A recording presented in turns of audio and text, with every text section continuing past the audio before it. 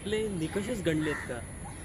Billionaires किंवा अतिश्रीमंतांची संख्या वाढणं म्हणजे देशाची प्रगती नसते. देशातील दरडोई उत्पन्न, किमान वेतन, उत्पन्नामधील असमानता कमी असणं, बेरोजगारी कमी असणं हे अधिक योग्य निकष आहेत. परीक्षेचे पेपर पोचवण्यासाठी एअरफोर्सचा वापर केला हाच चुकीचा निकष आहे. असले प्रयत्न न करताही पेपर लीक न होता परीक्षा सुखरूप पार पडल्या हा योग्य निकष. देशातील अमुक टक्के लोकांना सरकार मदत करतं हा योग्य निकष नसून देशातील किती कमी लोकांना सरकारी मदतीची गरज भासते हा अधिक योग्य निकष असावा. रेस्टॉरंट, मॉल, मल्टिप्लेक्स, कॅफेमधील गर्दी हा निकष नाही.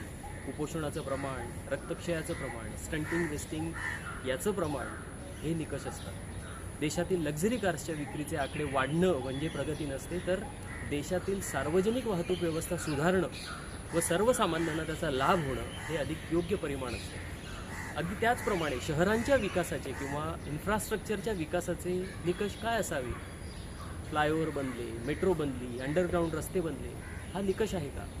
की समजा तुम्हाला घरापासून ऑफिसपर्यंत पोहोचण्यासाठी 5 वर्षांपूर्वी 1 तास लागत होता, तो वेळ आता पाऊण तासावर आला हा योग्य निकष असावा. जर रस्त्यावरील अपघातांमध्ये होणाऱ्या संख्येत आणि त्यात दगावणाऱ्या व्यक्तींच्या संख्येमध्ये घट झाली हा योग्य निकष असेल का?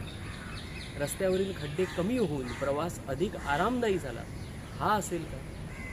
रस्त्यावरून चालताना, सायकल चालवताना जीव मुठीत घेण्याची गरज भासत नाही हा असावा का? कोंबड्यात घेऊन जाणाऱ्या गाड्यांमध्ये त्या कोंबड्यांनासुद्धा जास्त स्पेस असते, म्हणजे त्यांचा हेवा वाटावा इतकी कमी जागा रेल्वेतून प्रवास करणाऱ्यांना मिळते. त्यांच्या परिस्थितीत सुधार होणं, रेल्वेमधून पडून किंवा अपघाताने मरणाऱ्यांची संख्या कमी होणं किंवा शून्य होणं हा निकष असावा का? निकष एकदा निश्चित झाले की आपल्या शहरातील प्रस्तावित प्रकल्प आणि सरकारच्या प्राथमिकता याकडे आपण स्वतः डोळसपणे बघू शकतो. विचार करा.